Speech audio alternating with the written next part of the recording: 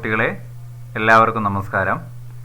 നമ്മുടെ പ്രകാശ പ്രതിപദനം എന്ന പാഠത്തിലെ വിക്ടേഴ്സ് ചാനലിലെ രണ്ടാമത്തെ ക്ലാസ്സാണിത്. അതായത് 8-ാം തീയതി നടന്ന ക്ലാസ്സിൻ്റെ പാഠപുസ്തക വിശകലനമാണ്. എല്ലാ കുട്ടികളും സാധാരണ ചെയ്യുന്ന പോലെ പുസ്തകം എടുത്ത് അടുത്ത് വയ്ക്കുക. ഒപ്പം തന്നെ നിങ്ങൾ ഈ വീഡിയോ ഫുൾ സ്ക്രീനിൽ കാണാൻ ശ്രദ്ധിക്കുക. ഓക്കെ, നമുക്ക് പാഠഭാഗത്തിലേക്ക് കിടക്കാം. അപ്പം നിങ്ങൾ ഗോളീയ ദർപ്പണങ്ങളായ കോൺകേവ് ദർപ്പണം, കോൺവെക്സ് ദർപ്പണം, ഇതാണ് നിങ്ങൾ ഇനിയും പഠിക്കാൻ പോകുന്നത്. കോൺകേവ് ദർപ്പണം, കോൺവെക്സ് ദർപ്പണം, ഈ രണ്ട് ദർപ്പണവും നിങ്ങൾ 8-ാം ക്ലാസ്സിൽ പഠിച്ചിട്ടുണ്ട് അല്ലേ. സമതല ദർപ്പണമായിരുന്നു നമ്മൾ ഡിസ്കസ് ചെയ്തിരുന്നത്. നമ്മൾ കോൺകേവ്, കോൺവെക്സ്, ഇതിൻ്റെ പ്രത്യേകതകളാണ് നമ്മൾ ഇനി പഠിക്കാൻ പോകുന്നത്. കോൺകേവ് ദർപ്പണത്തിലും കോൺവെക്സ് ദർപ്പണത്തിലും പ്രതിബിംബ രൂപീകരണം, അതായത് വസ്തു വെക്കുമ്പോൾ അതിൻ്റെ സവിശേഷതകൾ, പ്രതിബിംബത്തിൻ്റെ സ്ഥാനം, സവിശേഷതകൾ, ഇതൊക്കെയാണ് നമ്മൾ പറയാൻ പോകുന്നത്. അപ്പം ഞാൻ ഈ കോളം ഇതിലെ ആൻസർ പറയുമ്പോൾ നിങ്ങളത് ഇവിടെ എഴുതിയെടുക്കുക. ഇത് വളരെ പ്രധാനപ്പെട്ടതാണ്, പഠിക്കേണ്ടതാണ്. നിങ്ങളിവിടെ നോക്കുക. കോൺകേവ് ദർപ്പണത്തിന് 1, 2, 3, 4, 5, 6 പൊസിഷനിൽ വസ്തു വെച്ച് പ്രതിബിംബത്തിൻ്റെ സ്ഥാനം നമ്മൾ കണ്ടെത്തുന്നുണ്ട്. എന്നാൽ കോൺവെക്സ് ദർപ്പണത്തിൽ നോക്കുക, ഒരു സ്ഥലത്ത് മാത്രമേ വസ്തുവുള്ളൂ. അതുപോലെ പ്രതിബിംബത്തിൻ്റെ ഒറ്റ പ്രത്യേകതയുള്ളൂ അല്ലേ. മുഖ്യ ഫോക്കസിനും പോളിനും ഇടയിലാണ് പ്രതിബിംബം രൂപപ്പെടുന്നത് കേട്ടോ. ഓക്കെ, സമതല ദർപ്പണത്തിൻ്റെ കാര്യം ഇവിടെ പറയുന്നുണ്ട്. ദർപ്പണത്തിൽ നിന്ന് വസ്തുവിലേക്കുള്ള അകലത്തിന് തുല്യ അകലത്തിൽ പ്രതിബിംബം രൂപപ്പെടുന്നു. ഇത് മിഥ്യയും നിവർന്നതും വസ്തുവിൻ്റെ അതേ വലിപ്പമാണ്. അപ്പോൾ ഇത് വളരെ പ്രധാനപ്പെട്ടതാണ്, പഠിക്കുക. ഇവിടെ നോക്കി, ഇത് ചെറുതും മിഥ്യയും നിവർന്നതുമായിരിക്കും കോൺവെക്സ് ദർപ്പണത്തിൽ. പക്ഷേ കോൺകേവ് ദർപ്പണത്തിൽ ഈ 6 സിറ്റുവേഷൻ നമ്മൾ പഠിക്കണം. അപ്പോൾ അതുകൊണ്ട് ഞാൻ 8-ാം ക്ലാസ്സിലെ പാഠപുസ്തകത്തിലേക്ക് നമുക്കൊന്ന് കടന്നു ചെല്ലാം. 8-ാം ക്ലാസ്സിലെ പാഠപുസ്തകത്തിൽ കൃത്യമായിട്ട് നമ്മളൊരു ദർപ്പണത്തെ പരിചയപ്പെടുന്നുണ്ട്. ഇതാണ് കോൺകേവ് ദർപ്പണം. അതായത് പ്രതിഫലന തലം അകത്തേക്ക് കുഴിഞ്ഞത്. ഈ കാണിച്ചിരിക്കുന്ന ഈ ചെറിയ വരകൾ ദർപ്പണത്തിൻ്റെ പുറകുവശമാണ് കേട്ടോ.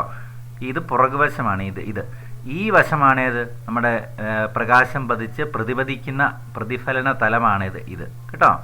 അതുപോലെ കോൺവെക്സിൻ്റെ ആണെങ്കിൽ പ്രതിഫലന തലം പുറത്തേക്ക് തള്ളിയിരിക്കുന്നു കേട്ടോ. ഇതാണ് പുറകുവശം, ഇത് പുറകുവശം. ഈ ചെറിയ വര കാണുന്ന ദർപ്പണത്തിൻ്റെ പുറകുവശമാണ്.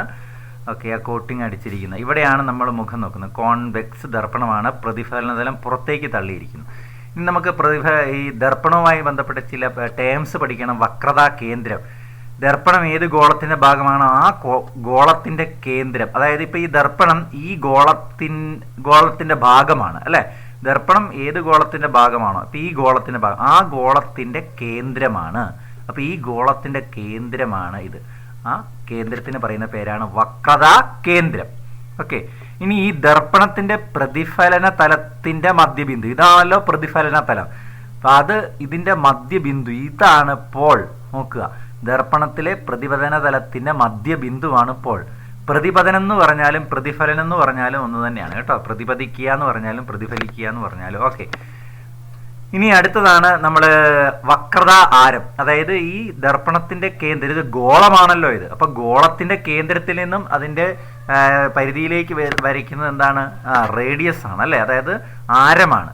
അപ്പോൾ നോക്കി, കേന്ദ്രത്തിൽ നിന്നും പുറത്തേക്ക് വരയ്ക്കുക. അപ്പോൾ ഈ ദൂരമാണ്, അല്ലെങ്കിൽ ഈ PC എന്ന ദൂരമാണ് ഇത് വക്രതാ ആരം. ഒരു ദർപ്പണം ഏത് ഗോളത്തിൻ്റെ ഭാഗമാണോ ആ ഗോളത്തിൻ്റെ ആരമാണ് വക്രതാ ആരം. അപ്പോൾ ഇതാണ് വക്രതാ ആരം. അപ്പേർച്ചർ, ഒരു ദർപ്പണത്തിൻ്റെ പ്രതിഫലന തലമാണ് അപ്പേർച്ചർ. അപ്പോൾ ഇത് മൊത്തം അപ്പേർച്ചറാണ് കേട്ടോ. ഇനി അടുത്തത് നിങ്ങൾക്ക് പ്രധാനമായിട്ടുള്ളത് മുഖ്യ അക്ഷമാണ്.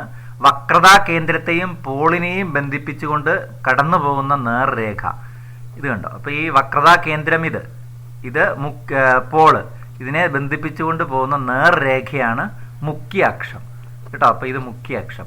അപ്പം നമുക്ക് ഇത് നിങ്ങൾ പഠിച്ചു ഓർക്കുന്നുണ്ടോ? കഴിഞ്ഞ ദിവസം സമതല ദർപ്പണത്തിൻ്റെ പഠിച്ചപ്പോൾ ഓർക്കുന്നുണ്ടോ? പതനകോണ് പ്രതിപതന കോണും തുല്യമായിരിക്കും. 8-ാം ക്ലാസ്സിൽ ഇത് കൃത്യമായിട്ട് വളരെ ബേസിക്കായിട്ട് കൊടുക്കുന്നുണ്ട്. അതുകൊണ്ട് 8-ാം ക്ലാസ്സിലെ പുസ്തകം കിട്ടുമെങ്കിൽ നിങ്ങളൊന്ന് വായിച്ച് പഠിക്കുന്നത് നല്ലതാണ് കേട്ടോ. ഇവിടെ 30 ആണെങ്കിൽ ഇവിടെ 30, ഇവിടെ 45 ആണെങ്കിൽ ഇവിടെ 45, ഇവിടെ 60 ആണെങ്കിൽ ഇവിടെ 60. പതനകോണും പ്രതിപതന കോണും തുല്യമാണ്. ഓക്കെ, ഇനി ഫോക്കസ് രൂപീകരണമാണ്. എങ്ങനെയാണ് നോക്കി, ഇത് കോൺകേവ് ദർപ്പണമാണ്. ഇത് കണ്ടോ, ഇതാണ് മുഖ്യ അക്ഷം കണ്ടോ. ഈ CPയിലൂടെ കടന്നു പോകുന്ന മുഖ്യ അക്ഷമാണ്. ഇവിടെ നോക്കിയേ, ഈ ആരോ മാർക്ക് കാണിക്കുന്നതാണ് പതനരശ്മികൾ. ഇപ്പോഴും പല കുട്ടികൾക്കും ഏതാണ് പതനരശ്മി ഏതാണ് പ്രതിപതന രശ്മി എന്നറിയത്തില്ല. അപ്പം നിങ്ങൾ വന്നു ചേരുന്നത്, അതായത് ദർപ്പണത്തിൽ പതിക്കുന്നതാണ് പതനരശ്മി. ഇതെല്ലാം പതനരശ്മികളാണ്. ഈ തിരിച്ചു വരുന്നതാണ് പ്രതിപതന രശ്മികൾ. പ്രതിപതന രശ്മികൾ കൂട്ടിമുട്ടുന്നിടത്താണ് പ്രതിബിംബ രൂപീകരണം ഉണ്ടാകുന്നത്. ഓർക്കുക, പ്രതിപതന രശ്മികൾ കൂട്ടിമുട്ടുന്നിടത്താണ് പ്രതിബിംബ രൂപീകരണം ഉണ്ടാകുന്നത്. ഇവിടെ ഇതെല്ലാം സമാന്തരമായി വന്ന് ദർപ്പണത്തിൽ പതിക്കുകയാണ്. വിദൂരതയിൽ നിന്ന് വരുന്ന രശ്മികളാണ് നമ്മൾ ഇപ്പോൾ ഒന്നിൽ കൂടുതൽ സമാന്തര രശ്മികൾ നമ്മളത് വിദൂരതയിൽ നിന്ന് വരുന്നതായിട്ടാണ് നമ്മൾ ചിത്രീകരിക്കുന്നത്. അപ്പോൾ സമാന്തരമായിട്ട് വരുന്നത് പ്രതിപതിച്ച് മുഖ്യ അക്ഷത്തിലെ ഒരു ബിന്ദുവിൽ കേന്ദ്രീകരിച്ചു. കണ്ടോ, ഈ ബിന്ദുവിന് പറയുന്ന പേരാണ് ഫോക്കസ്. കേട്ടോ, മുഖ്യ ഫോക്കസ് അല്ലെങ്കിൽ ഫോക്കസ് എന്ന് പറയും. അപ്പോൾ നോക്കിയാൽ ഇതിനെ നമ്മൾ സംപ്രജനം, അതായത് എല്ലാ ബിന്ദുവിൽ സംപ്രജിച്ചു, അതുകൊണ്ട് സംപ്രജന ദർപ്പണം അല്ലെങ്കിൽ ഒരു ബിന്ദുവിൽ കേന്ദ്രീകരിക്കുന്നു. അപ്പോൾ ഇത് യഥാർത്ഥമാണ് ഇതിൻ്റെ ഫോക്കസ്. ഏത് കോൺകേവ് ദർപ്പണത്തിൻ്റെ ഫോക്കസ് യഥാർത്ഥമാണ്. കേട്ടോ, മുഖ്യ അക്ഷത്തിന് സമാന്തരമായി ദർപ്പണത്തിൽ പതിക്കുന്ന പ്രകാശരശ്മികൾ മുഖ്യ അക്ഷത്തിലെ ഒരു ബിന്ദുവിലൂടെ കടന്നു പോകുന്നു. ഈ ബിന്ദുവാണ് ഫോക്കസ്. ഇനിയും അതുപോലെ തന്നെ കോൺവെക്സ് ദർപ്പണം നോക്കിക്കേ, ഇവിടെ സമാന്തരമായിട്ട് വരുന്നത് വിവ്രജിച്ചു പോവുകയാണ് ചെയ്യുന്നത്. കണ്ടോ, ഒരു ബിന്ദുവിൽ കേന്ദ്രീകരിക്കാൻ പറ്റത്തില്ല.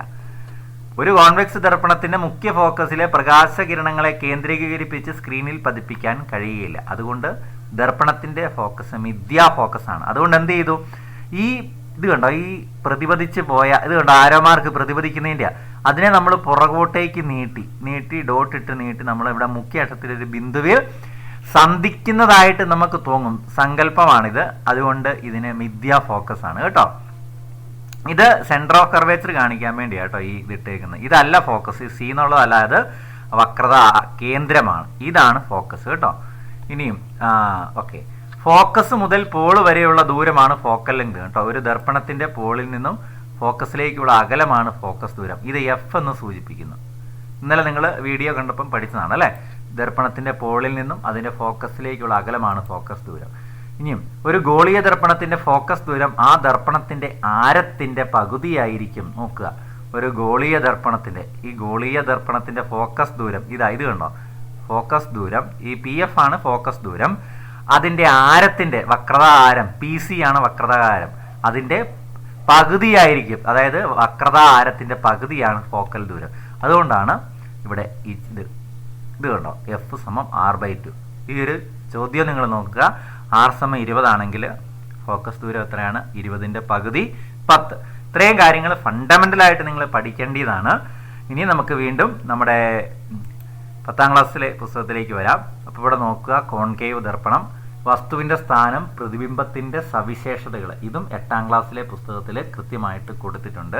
പക്ഷെ അതിലും നിങ്ങൾക്ക് മനസ്സിലാകുന്ന രീതിയിൽ ഞാൻ ഒരു ചിത്രീകരണം കാണിച്ചു തരാം. അപ്പം നമുക്ക് ഓരോ സെക്ഷൻ എടുത്ത് നമുക്ക് ഡിസ്കസ് ചെയ്യാം. ഓക്കെ, ഇപ്പം ഇവിടെ ഒരു ചിത്രീകരണം നോക്കുക. നിങ്ങൾ ഇത് കാണാം. ഇത് കോൺകേവ് ദർപ്പണമാണ്. ഇവിടെ വസ്തുവിനെ നമുക്ക് മാറ്റി പൊസിഷൻ മാറ്റി വെക്കാം. ഓക്കെ, അപ്പം വസ്തു വളരെ അകലെ വസ്തു സിക്കപ്പുറം, വസ്തു സിയിൽ ഉണ്ടോ, സിക്കും എഫിനും ഇടയിൽ, എഫിൽ ഓക്കെ, അതുപോലെ ഇതാ എഫിനും പിക്കും ഇടയിൽ. ഇങ്ങനെ നമുക്ക് ഓരോ സെക്ഷനും വെച്ച് വളരെ എളുപ്പത്തിൽ മനസ്സിലാക്കാനാണ്. ഇതിപ്പോൾ വളരെ അകലെ വെക്കുക എന്നുള്ളത് ഇമ്പോസിബിൾ ആണ്. നോക്കുക, ഉണ്ടോ, വളരെ അകലെ വസ്തുവിനെ വെക്കുക. അപ്പോൾ വളരെ അകലെ വെച്ച് കഴിഞ്ഞാൽ സമാന്തരമായിട്ട് വരുന്നത് ഫോക്കസിൽ രൂപപ്പെടുന്നതാണ്. ഇപ്പം ഞാൻ ഈ വളരെ അകലത്തെ മാത്രം നിങ്ങളെ വേറൊരു നമ്മുടെ 8ാം ക്ലാസ്സിലെ പുസ്തകം കാണിച്ചുകൊണ്ട് നമുക്ക് പഠിക്കാം. 8ാം ക്ലാസ്സിലെ പുസ്തകം ഇതൊക്കെ നമുക്ക് പഠിച്ചെങ്കിലേ റേഡാഗ്രാം വരയ്ക്കാൻ പറ്റുള്ളൂ. വസ്തു വളരെ അകലെ കണ്ടോ, വസ്തു വളരെ അകലെയാകുമ്പം എല്ലാ രശ്മികളും സമാന്തരമായിട്ട് ദർപ്പണത്തിൽ പതിക്കണം. കേട്ടോ, അങ്ങനെയാണെങ്കിൽ സമാന്തരമായിട്ട് എല്ലാ രശ്മികളും പതിക്കുന്ന രശ്മികൾ കണ്ടോ, പ്രതിപദിക്കുന്നത് തമ്മിൽ എവിടെ കൂട്ടിമുട്ടി? ഫോക്കസിൽ കൂട്ടിമുട്ടി. ഈ ആരോമാർക്ക് പ്രതിപദന രശ്മിയാണ് കേട്ടോ ഇത്. അപ്പോൾ നോക്കുക, പ്രതിബിംബത്തിന്റെ സവിശേഷതകൾ, അതായത് വളരെ അകലെയാകുമ്പം പ്രതിബിംബത്തിന്റെ സ്ഥാനം എവിടെയാണ്? എഫിൽ. കേട്ടോ, സവിശേഷതകൾ യഥാർത്ഥം തലകീഴായത് വളരെ ചെറുത്. നമ്മുടെ പട്ടിക പൂർത്തിയാക്കാം. വസ്തു വളരെ ആകുമ്പം ഇവിടെ പ്രതിബിംബം എവിടെയാണ്? ഫോക്കസിൽ, എഫിൽ. കേട്ടോ, ഏതാണ്? യഥാർത്ഥമാണ്, ചെറുതാണ്, തലകീഴായതാണ്.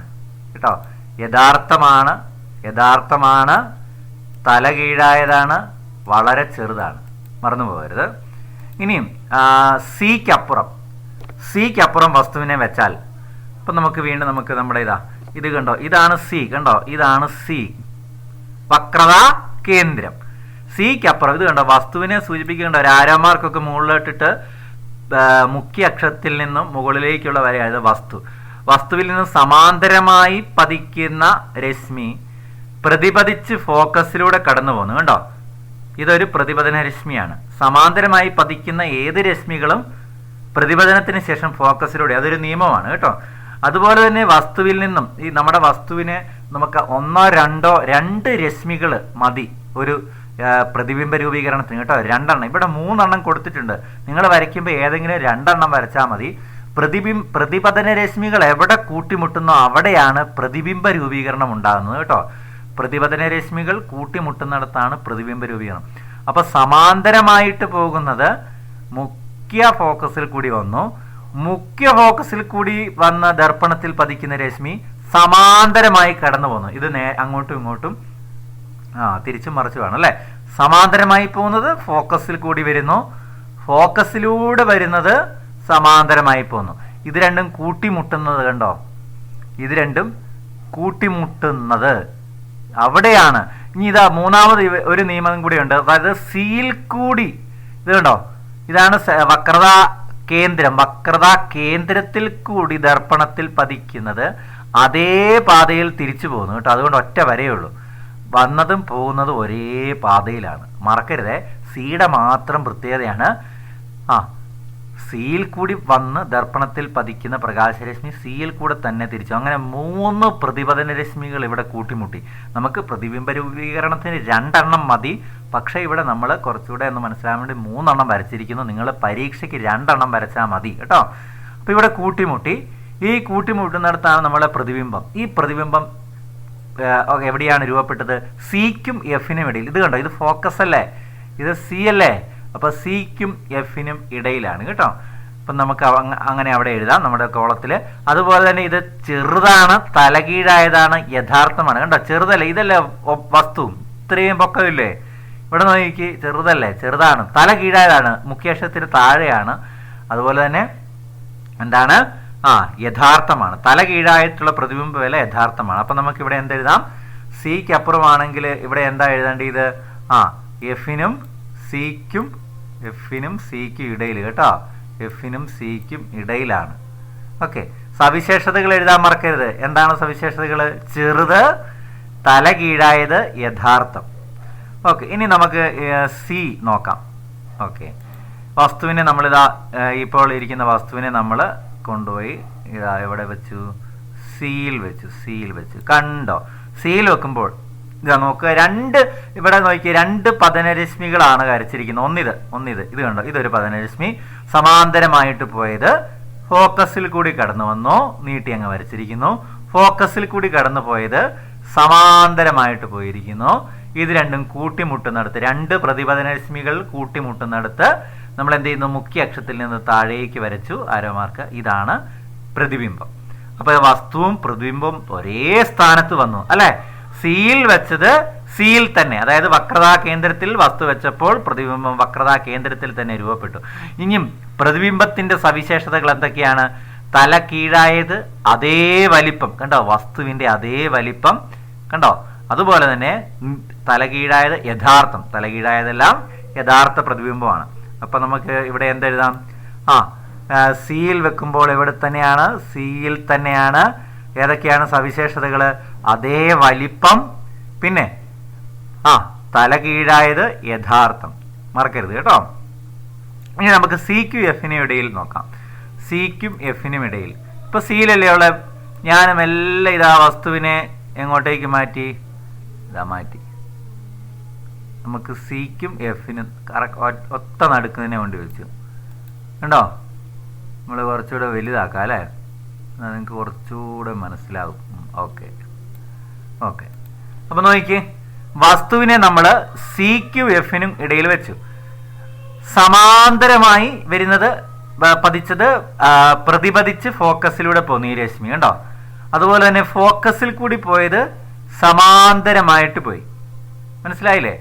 ഓക്കെ, ഇത് രണ്ടും കൂടെ ഇവിടെ കൂട്ടിമുട്ടി. ഈ രണ്ടെണ്ണം മതി. പിന്നെ നമുക്ക് വേണമെങ്കിൽ ഇത് ഈ ഒബ്ജക്റ്റിൽ നിന്നും ആയിരക്കണക്കിന് അല്ല ലക്ഷക്കണക്കിന് രശ്മികൾ ഈ ദർപ്പണത്തിൽ പതിക്കുന്നുണ്ട്. പക്ഷെ നമ്മൾ നമ്മുടെ സൗകര്യാർത്ഥം ഞാൻ പറഞ്ഞു 2 or 3 എണ്ണോ എടുക്കുന്നുള്ളൂ. അപ്പോൾ അതിൽ ഈ പറയുന്ന സമാന്തരമായിട്ട് പോയത് എടുത്തു, അതുപോലെ ഫോക്കസിൽ കൂടെ പോയത്. ഇനി സിയിൽ കൂടി പോകേണ്ടതായിരുന്നു. ഇത് കണ്ടോ, ഈ രശ്മി നിങ്ങൾ നോക്കുക, ഇത് ദർപ്പണത്തിൽ ഇവിടെ ഈ ദർപ്പണം ഇങ്ങനെ വരെ ഉണ്ടെങ്കിൽ ഇത് ഇങ്ങനെ സിയിൽ കൂടി പോകേണ്ടതായിരുന്നു. അത് തിരിച്ച് സിയിൽ കൂടെ തന്നെ വരുന്നത്. അങ്ങോട്ടേക്ക് പോകുന്നു, തിരിച്ച് ഇങ്ങോട്ടേക്ക് തന്നെ വരുന്നത്. കാരണം ഇത് സിയിൽ കൂടെയാണ് കേട്ടോ, വക്രതാ കേന്ദ്രത്തിലൂടെ. ഇത് വരച്ചില്ലെങ്കിലും കുഴപ്പമില്ല ഇത്. ഓക്കെ, എന്നിട്ട് ഇത് നോക്കി ഇവിടെ കൂട്ടിമുട്ടി. കണ്ടോ, കൂട്ടിമുട്ടുന്നിടത്താണ് പ്രതിപതന രശ്മികൾ കൂട്ടിമുട്ടുന്നിടത്ത് പ്രതിബിംബ രൂപീകരണം നടന്നു. അപ്പം മുഖ്യ അക്ഷത്തിൽ നിന്ന് എത്ര ദൂരത്തേക്കുണ്ടോ അങ്ങോട്ടേക്ക് ഈ ആരോ മാർക്ക് വരച്ച് രേഖപ്പെടുത്തി. അങ്ങനെ വന്നപ്പോഴത്തേക്ക് നമുക്ക് വലിയൊരു പ്രതിബിംബം കിട്ടി. തലകീഴായതാണ് അല്ലെ. ഇനി അതിന്റെ സ്ഥാനം എവിടെയാ നോക്കിയ, വസ്തു വെച്ചിരിക്കുന്നത് സിക്കും എഫിനും ഇടയിലാണ് അല്ലെ. പക്ഷേ പ്രതിബിംബം എവിടെയാണ്? സിക്കും അപ്പുറം. ആദ്യം സിക്കും അപ്പുറത്ത് വെച്ചപ്പോൾ എഫിനും സിക്കും ഇടയിലായിരുന്നു അല്ലെ. ഇപ്പം ഇത് സിക്ക് അപ്പുറം. പ്രതിബിംബത്തിന്റെ സവിശേഷതകൾ നമുക്ക് ഇവിടെ എഴുതണം. അപ്പൊ ഇവിടെ എന്തെഴുതണം? സിക്കും അപ്പുറം. സിക്കും അപ്പുറം കേട്ടോ, സിക്കും അപ്പുറം നമുക്ക് എഴുതാൻ. സിക്കും അപ്പുറം. അതുപോലെ വളരെ വലുതല്ല, വലുത്, തലകീഴായത് യഥാർത്ഥം. എന്തൊക്കെയാണ് വലുത്? ഇവിടെ എഴുതേണ്ടത് വലുത്, തലകീഴായത് യഥാർത്ഥം.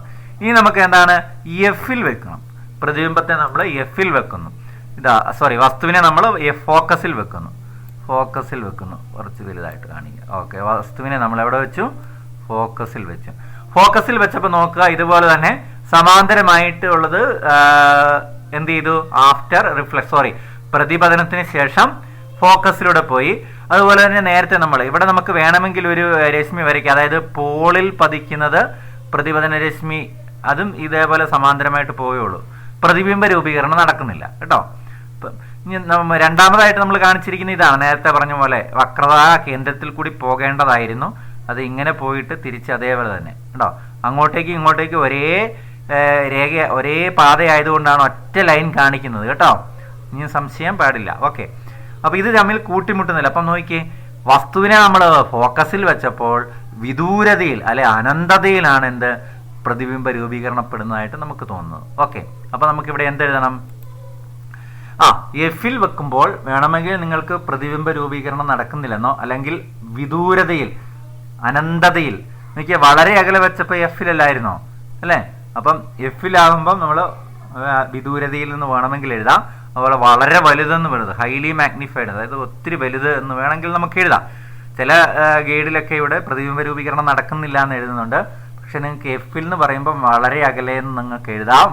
അതുപോലെ പ്രതിബിംബം വളരെ വലുതെന്ന് എഴുതാം. തലകീഴായത് യഥാർത്ഥം എന്ന് എഴുതാം കേട്ടോ. ഓക്കെ, ഇനി നമുക്ക് എഫിനും പിക്കും ഇടയിൽ, നമ്മുടെ ലാസ്റ്റ് ഭാഗമാണിത്. എഫിനും പിക്കും ഇടയിൽ, ഇതാണ് എഫിനും പിക്ക്, ഇതാണല്ലോ ഫോക്കസ്, ഇതാണല്ലോ പി, ഇതാണ് പി. എഫിനും പിക്കും ഇടയിൽ വന്നപ്പോൾ നോക്കി, പ്രതിബിംബം ഇതാ പുറകിലാണ് രൂപപ്പെടുന്നത് അല്ലെ. ദർപ്പണത്തിന് പുറകിലാണ് കണ്ടോ നോക്കി. അതായത് സമാന്തരമായി വന്നത് ഫോക്കസിലൂടെ പോകുന്നു. അതുപോലെ തന്നെ നിങ്ങൾ നോക്കുക, സീൽ പതിക്കേണ്ടത് കണ്ടോ, സീൽ പതിക്കേണ്ടത് ഇങ്ങനെ പോകുന്നു. ഈ രണ്ട് രശ്മികൾ ഒരിക്കലും, പ്രതിപതന രശ്മികൾ ഒരിക്കലും കൂട്ടിമുട്ടുകയല്ല.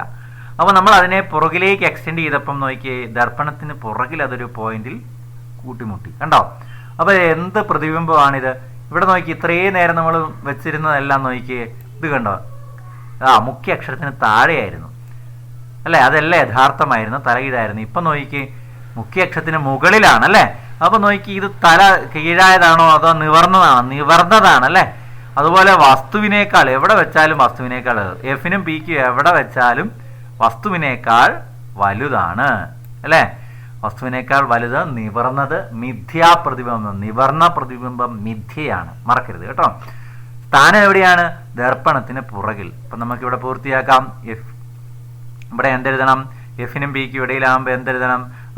ദർപ്പണത്തിന് പുറകിൽ, വളരെ വലുത് അല്ലെങ്കിൽ വലുത്, നിവർന്നത്, മിഥ്യ. ഇവിടെ എഴുതേണ്ടത് ഏതാണ്? വലുത്, നിവർന്നത്, മിഥ്യ. ഇനി നമുക്ക് കോൺവെക്സ് ദർപ്പണത്തിലേക്ക് പോവാം. അത് നമുക്ക് നമ്മുടെ 8ാം ക്ലാസ്സിലെ പുസ്തകത്തിൽ കൃത്യമായിട്ട് കൊടുത്തിട്ടുണ്ട്. ഇവിടെ നോക്കുക, ഇത് കണ്ടോ, ഇതാണ് നമ്മളിപ്പം വരച്ചത് കേട്ടോ. ഇപ്പം നമ്മൾ നേരത്തെ കണ്ടതാണ്. എഫിനും പിക്കും ഇടയിൽ വെച്ചപ്പോൾ വസ്തുവിൻ്റെ പ്രതിബിംബ രൂപീകരണം ഉണ്ടോ. സവിശേഷതകൾ നിങ്ങൾ 8ാം ക്ലാസ്സിലെ പുസ്തകത്തിലാണ്, നമ്മുടെ പുസ്തകത്തിൽ ഞാൻ പറഞ്ഞു തന്നിട്ടുണ്ട്. ഏതാണ് സ്ഥാനം, എവിടെയാണ്? ദർപ്പണത്തിന് പുറകിൽ. സവിശേഷതകൾ വലുത്, നിവർന്നത്, മിഥ്യ. കോൺവെക്സ് ദർപ്പണത്തിന്റെ പ്രതിബിംബ രൂപീകരണം നോക്കി ഉണ്ടോ. നമ്മൾ എവിടെ വെച്ചാലും കുഴപ്പമില്ല, ഒറ്റ പ്രതിബിംബം ഉണ്ടാവുകയുള്ളൂ, പ്രത്യേകിച്ച് പൊസിഷൻസ് ഒന്നുമില്ല അല്ലേ. ദർപ്പണത്തിന് മുന്നിൽ വസ്തു വെച്ച് കഴിഞ്ഞാൽ സമാന്തരമായി പോകുന്നത് പ്രതിപദിച്ച് പോകുന്നു, പക്ഷെ അതിനെ നീട്ടിയാൽ എവിടെ എത്തും? ഫോക്കസിലെത്തും. അതുപോലെ ഫോക്കസിൽ കൂടി സിയിൽ കൂടി പോകുന്നതായിട്ട്, അതായത് ഈ രേഖ നേരെ ഇങ്ങോട്ടേക്ക് വന്ന് തിരിച്ച് ഇങ്ങോട്ടേക്ക് പോകുന്നു അല്ലേ. അതായത് നീട്ടി വരച്ചാൽ സിയിൽ കൂടെ പോകേണ്ടതായിരുന്നു. അപ്പോൾ ഈ രണ്ട് ഇമാജിനറി ലൈൻസ് കൂട്ടിമുട്ടുന്നിടത്താണ് പ്രതിബിംബ രൂപീകരണം. മിഥ്യയാണ്, നിവർന്നതാണ്, ചെറുതാണ് കേട്ടോ. അത് നമ്മുടെ ഇവിടെ കൃത്യമായിട്ട് പറഞ്ഞിട്ടുണ്ട്. ഇത് ചെറുതും മിഥ്യയും നിവർന്നതുമായിരിക്കും. ചെറുതും മിഥ്യയും നിവർന്നതുമായിരിക്കും. അപ്പം നിങ്ങൾക്ക് ഇത്രയും കാര്യങ്ങൾ മനസ്സിലായെന്ന് വിചാരിക്കുന്നു. ഇനി നമ്മൾ അടുത്തത് ഈ പ്രതിബിംബ രൂപീകരണത്തിൻ്റെ പ്രയോജനപ്പെടുത്തുന്ന സന്ദർഭങ്ങളാണ് കേട്ടോ. ഓക്കെ, സമതല ദർപ്പണത്തിൽ മുഖം നോക്കുന്നതിനാണ്. ഇത് നിങ്ങളൊന്ന് വായിച്ച് നോക്കുക. കോൺവെക്സ് ദർപ്പണത്തിൽ ഈ പ്രതിബിംബം എല്ലായ്പ്പോഴും മുഖ്യ ഫോക്കസിനും പോളിനും ഇടയിൽ രൂപപ്പെടുന്നു കേട്ടോ. പ്രതിബിംബം മിഥ്യയും ചെറുതുമായിരിക്കും. സവിശേഷതകൾ ഇപ്പോൾ ഏതായിട്ടാണ് ഉപയോഗിക്കുന്നത്? റിയർ വ്യൂ മിററായിട്ട് ഉപയോഗിക്കുന്നു. ഇനിയും കോൺകേവ് ദർപ്പണം വളരെ അകലെയുള്ള പ്രകാശരശ്മികളെ മുഖ്യ ഫോക്കസിലേക്ക് കേന്ദ്രീകരിക്കുന്നു. കോൺകേവ് ദർപ്പണം ആ സിറ്റുവേഷനിൽ നമ്മൾ ഡെന്റിസ്റ്റിൻ്റെ ENT ഡോക്ടേഴ്സിൻ്റെ നമ്മുടെ ചെവിയിലൊക്കെ എന്തെങ്കിലും പ്രശ്നമുണ്ടെങ്കിൽ അവരൊരു പ്രത്യേകതരം സംവിധാനമാണ് അല്ലേ, ലൈറ്റ്. അതിൽ ഇങ്ങനെ ഈ ഒരു മിററും കൂടെ ഉണ്ട്. അത് കോൺകേവ് മിററാണ്. ലെൻസൊക്കെ ഉണ്ട്. അപ്പോൾ അവിടെ കോൺകേവ് മിറർ ഉപയോഗിക്കുന്നുണ്ട്. അപ്പോൾ ENT ഡോക്ടേഴ്സിൻ്റെ മിറർ എന്ന് നമുക്ക് എഴുതാം കേട്ടോ. ENT ഡോക്ടേഴ്സിൻ്റെ മിറർ എന്ന് ഇവിടെ എഴുതാം. ഇനി അതുപോലെ തന്നെ മുഖ്യ ഫോക്കസിൽ നിന്ന് പുറപ്പെടുന്ന പ്രകാശരശ്മികളെ സമാന്തരമായിട്ട് അകലേക്ക് പതിപ്പിക്കുന്നു. വളരെ ദൂരത്തിലേക്ക് പ്രതിഫലിപ്പിക്കാൻ എന്തായിരിക്കും? നമ്മുടെ വാഹനങ്ങളുടെ ഹെഡ്ലൈറ്റിൽ ഉപയോഗിക്കുന്നു കേട്ടോ. ഈ ഒരു സന്ദർഭത്തിൽ വാഹനങ്ങളുടെ ഹെഡ്ലൈറ്റിൽ ഹെഡ് ലാമ്പിൻ്റെ മിററായിട്ടെന്ന് ഇവിടെ എഴുതിയാൽ മതി. വാഹനങ്ങളുടെ ഹെഡ് ലാമ്പിൻ്റെ മിറർ. ഇനി അടുത്തത് ഫോക്കസിനും പോളിനും ഇടയിൽ സ്ഥിതി ചെയ്യുന്ന വസ്തുക്കളുടെ വളരെ വലിപ്പത്തിൽ. കോൺകേവ് ദർപ്പണം നമ്മുടെ മുഖത്തോട് അടുപ്പിച്ച് നോക്കുക, നമ്മുടെ മുഖം വളരെ വളരെ ഫോക്കസ്ഡ് ആയിട്ട് കാണാം. അപ്പോൾ നമുക്കിവിടെ ഷേവിംഗ് മിറർ അല്ലെങ്കിൽ മേക്കപ്പ് മിറർ എന്ന് എഴുതാം കേട്ടോ. ഷേവിംഗ് മിറർ അല്ലെങ്കിൽ മേക്കപ്പ് മിറർ. അപ്പോൾ ഇവിടെ എന്താ എഴുതേണ്ടത്? ഡെന്റിസ്റ്റ് ENT മിറർ അല്ലെങ്കിൽ ENT ഡോക്ടേഴ്സ് ഉപയോഗിക്കുന്നു. ഇവിടെ എന്താ എഴുതേണ്ടത്? വാഹനങ്ങളുടെ ഹെഡ് ലാമ്പ്. ഇവിടെ ഷേവിംഗ് മിറർ അല്ലെ മേക്കപ്പ് മിറർ അല്ലെങ്കിൽ ഡെന്റിസ്റ്റ് നമ്മുടെ പല്ലിൻ്റെയൊക്കെ ചെറിയ പോട് കാണാൻ വേണ്ടി അല്ലേ ഉപയോഗിക്കുന്നുണ്ട്. അപ്പോൾ ഇത്രയും കാര്യങ്ങളാണ് കഴിഞ്ഞ ദിവസത്തെ വിക്ടേഴ്സ് ചാനലിൻ്റെ ക്ലാസ്സിലുള്ളത്. ഇനി നമുക്ക് അടുത്ത ഡിസ്കഷൻ നമുക്ക് നടക്കണം. ഓക്കെ, അപ്പോൾ എല്ലാവർക്കും താങ്ക് യു.